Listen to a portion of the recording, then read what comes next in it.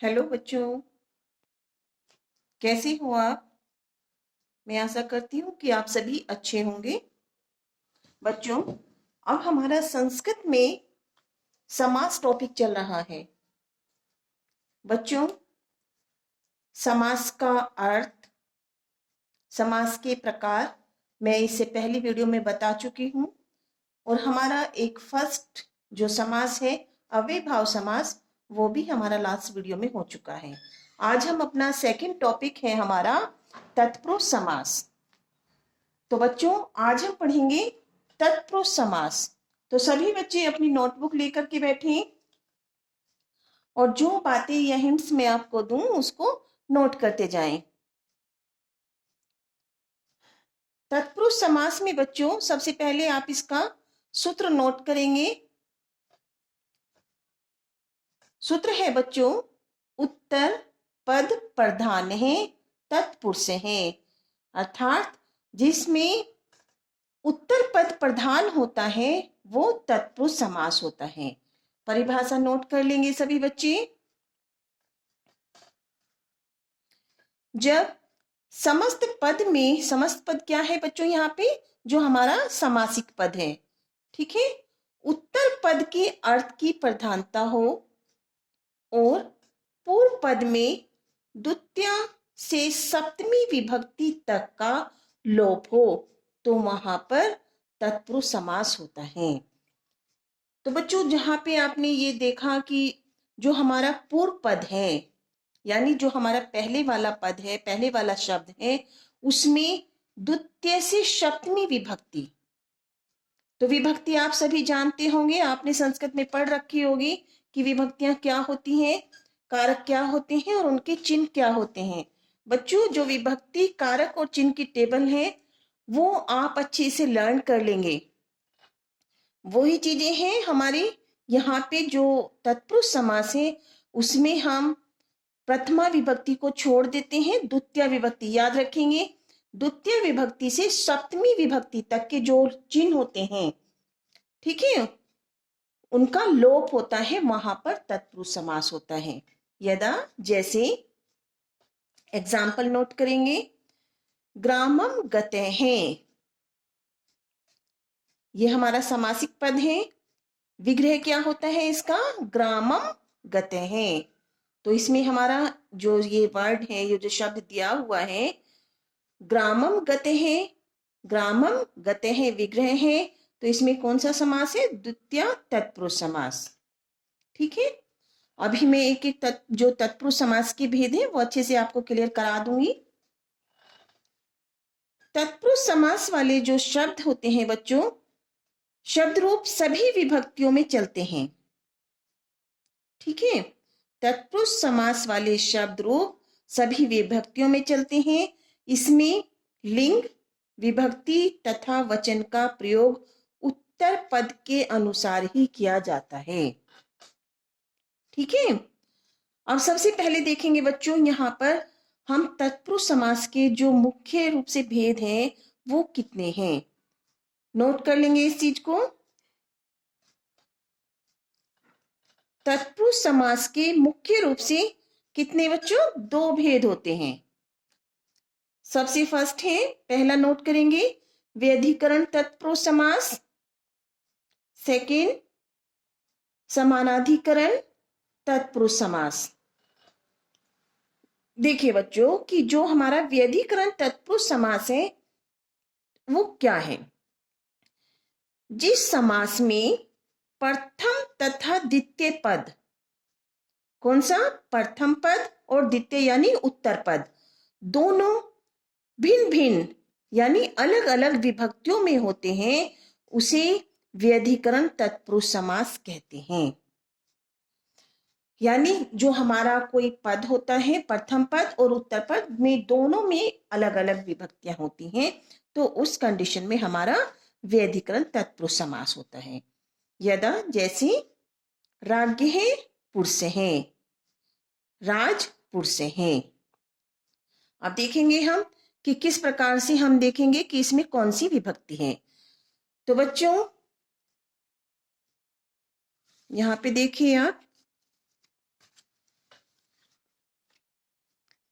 इसमें प्रथम पद राज्ञ है। बच्चों आपने राजा के रूप पढ़े होंगे, उसमें षष्ठी विभक्ति का जो शब्द होता है वो है राज्ञ है। ठीक है, तो यहाँ पे हम इसे देख के समझ जाएंगे कि इसमें प्रथम पद राज्ञ में षष्ठी विभक्ति है, तथा उत्तर पद यानी जो द्वितीय पद है उत्तर पद जो उसमें पुरुष है उसमें प्रथमा विभक्ति है। ठीक, जो आपने एकारांत रूप पढ़ रखे होंगे तो आपने देखा होगा जैसे राम है होता है वैसे ही पुरुष है में भी प्रथम विभक्ति है।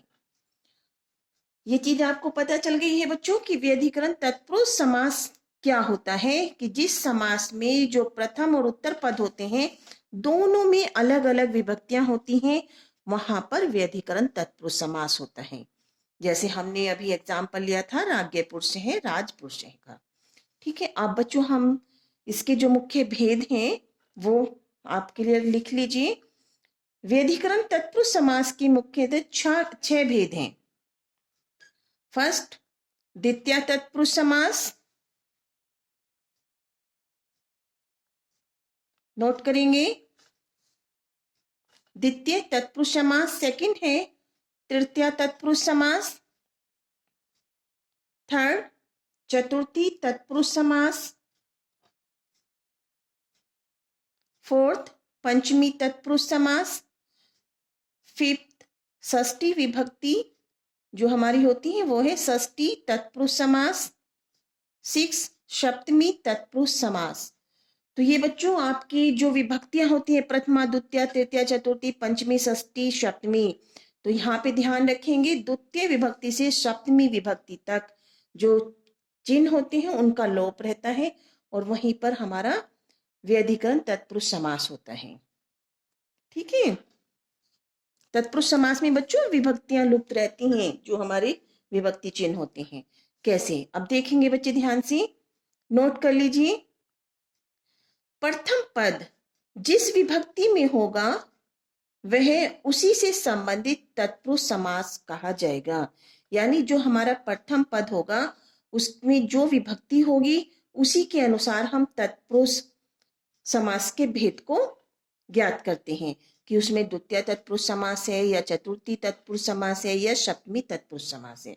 कैसे, जैसे स्वर्ग गते हैं, स्वर्गम गते हैं यानी स्वर्ग को गया हुआ। तो बच्चों यहाँ पे देखिए इसमें जो प्रथम पद है, ठीक, उसमें क्या आ रहा है, द्वितीय विभक्ति आ रही है। तो अगर हम इसको समझेंगे तो पता चलेगा, अगर विग्रह करते हैं हम स्वर्ग गते हैं का कि स्वर्गम गते हैं, तो कि प्रथम पद में द्वितीय विभक्ति है तो यहाँ पे हमारा क्या होगा, द्वितीय तत्पुरुष समास होगा। अर्थात विग्रह के अनुसार प्रथम पद द्वितीय विभक्ति में है इसीलिए इसमें द्वितीय तत्पुरुष समास कहा जाएगा यानी माना जाएगा उसको। ठीक है बच्चों, यहां तक सबको क्लियर हो गया होगा कि व्यधिकरण तत्पुरुष समास क्या होता है और व्यधिकरण तत्पुरुष समास के कितने भेद हैं। अब बच्चों हम एक एक भेद को अच्छे से क्लियर करेंगे। चलिए बच्चों, सभी बच्चे नोट कर लेंगे ध्यान से। द्वितीय तत्पुरुष, जहां समासिक पद के पूर्व पद में द्वितीय विभक्ति का लोप होता है वहां द्वितीय तत्पुरुष समास होता है। यानी जो हमारा पूर्व पद है, प्रथम पद है, उसमें द्वितीय विभक्ति का चिन्ह लुप्त होगा यानी छुपा हुआ होगा, तो हम उसी को देखकर पता करते हैं कि उसमें द्वितीय तत्पुरुष समास है। अब देखिए बच्चों, सभी मैं बहुत सारे एग्जाम्पल आपको दिखा रही हूँ तो उससे आपको बिल्कुल क्लियर हो जाएगा। सभी बच्चे एग्जाम्पल ध्यान से देखेंगे। बच्चों जो हमारा समस्त पद है यानी जो हमारा समासिक पद है उसे आप नोट करते जाएंगे, फिर आप जब उसको विग्रह करोगे उसका अर्थ देखोगे लिखोगे तो आपको बिल्कुल क्लियर हो जाएंगे। सबसे पहले आप देखेंगे फर्स्ट है बच्चों हमारा, नोट कर लेंगे फर्स्ट नंबर पे, गजारूढ़े।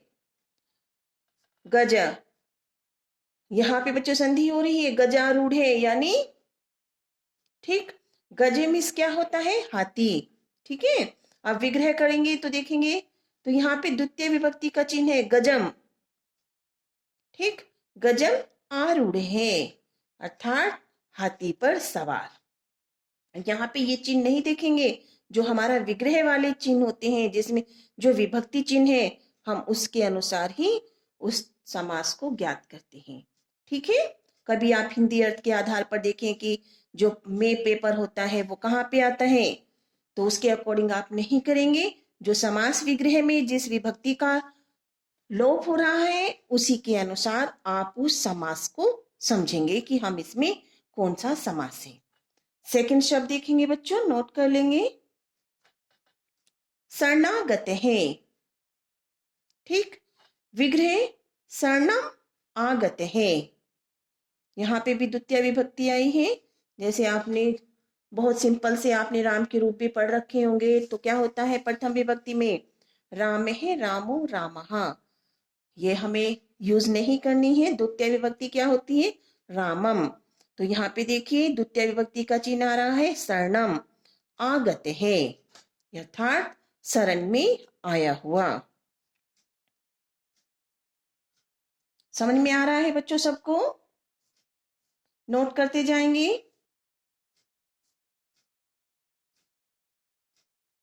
चलिए आगे बढ़ते हैं बच्चों हम। थर्ड है जनक आश्रित है, यानी जन का आश्रित है। तो विग्रह देखेंगे हम, जन का आश्रित है। यहाँ पे भी द्वितीय विभक्ति का चिन्ह आपको दिखाई दे रहा है, नोट कर लेंगे। जनकम आश्रित है अर्थात जनक मीन्स क्या होते हैं, पिता होते हैं बच्चों, पिता के सहारे या पिता पर आश्रित है, पिता पर निर्भर है या पिता के सहारे है। ठीक, फोर्थ है बच्चों अवसान गत है, अवसानम गत है अर्थात समाप्ति को पहुंचा हुआ। फिफ्थ है परले गते हैं। परले आप सभी समझते हैं कि जब परले आ जाती है विनाशकार होता है, विनाश होता है, वो परले है। परलयम गते हैं, तो यहाँ पे हमें विभक्ति चिन्हों को देखना है विग्रह में और उसी के अनुरूप हमें उस तत्पुरुष को ज्ञात करना है कि इसमें कौन सा तत्पुरुष समास है। प्रलय को गया हुआ। 6 देखिए सुख प्राप्त है, सुखम प्राप्त है अर्थात सुख को प्राप्त। नेक्स्ट है दुखातीत, विग्रह दुखम अतीत है अर्थात दुख से अतीत या दुख पार किया हुआ। भाई अतीत में बीता हुआ होता है, यहाँ पे ध्यान से देखेंगे, दुख से अतीत यानी दुख पार किया हुआ, जिसने बहुत सारे दुख देखे हुए हैं। शोक पतित है, शोकम पतित है यानी शोक में पड़ा हुआ। नेक्स्ट वर्ड देखेंगे कुपात्यस्त है अर्थात कूपम, कूप मिस होता है बच्चों कुआ, अत्यस्त है अर्थात कूप में फेंका हुआ यानी कुएं में किसी चीज को फेंक दिया हो। नेक्स्ट है संकटापन है अर्थात विग्रह करेंगे संकटम आपन है, संकट से आपन यानी संकट से व्याकुल। तो ये बच्चों आपको जो हमारा विग्रह के अनुसार आपने देखा कि इसमें द्वितीय विभक्ति का लोप हो रहा है, तो उसी के अनुसार हम उसको जान जाते हैं, पहचान लेते हैं कि उसमें द्वितीय तत्पुरुष समास है। एक मिनट बेटा,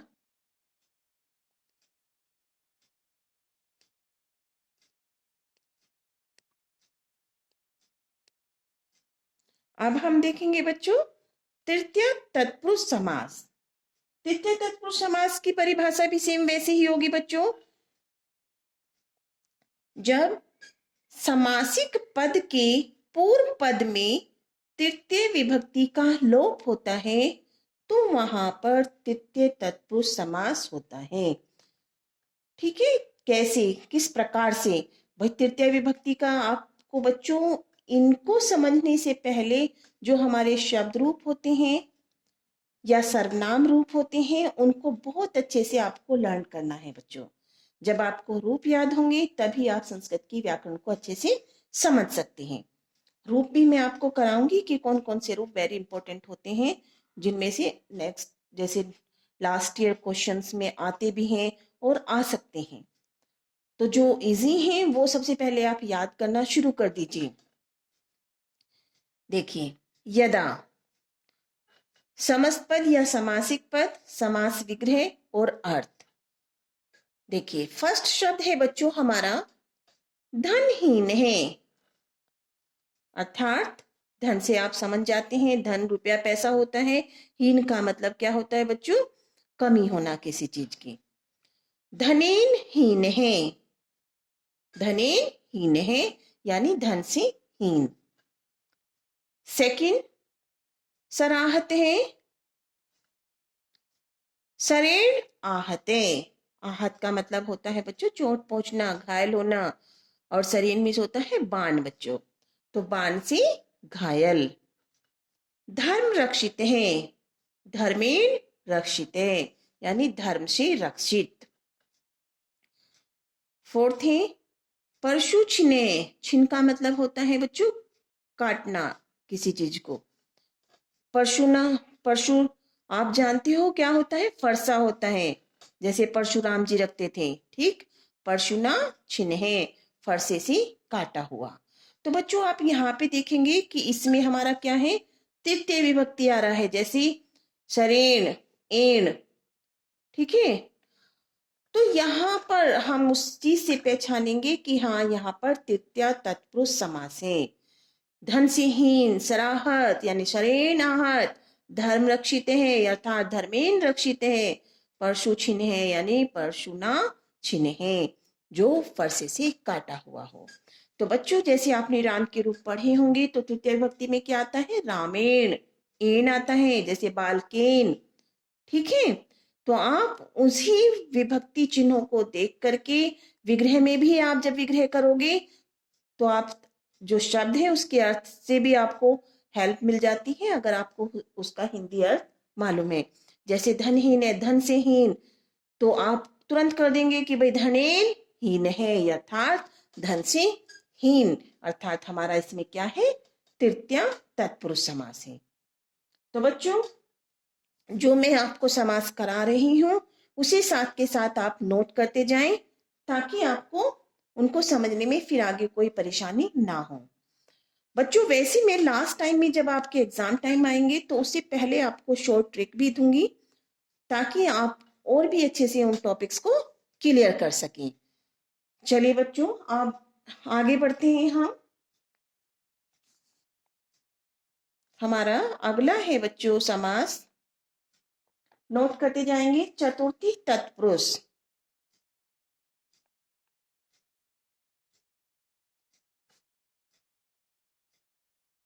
चतुर्थी तत्पुरुष,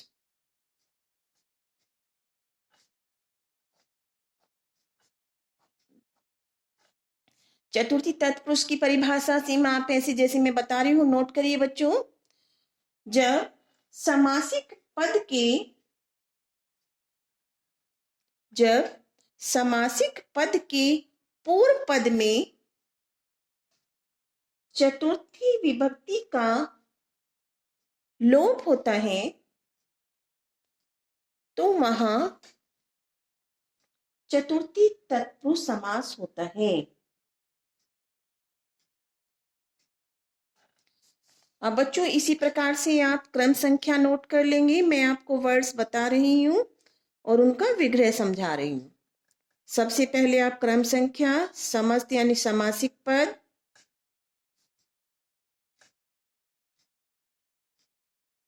सेकंड नंबर पे, थर्ड पे आप समास विग्रह और फोर्थ पे आप लिखेंगे अर्थ। तो फर्स्ट नंबर पे आप लिखिए बच्चों पुत्र हितम,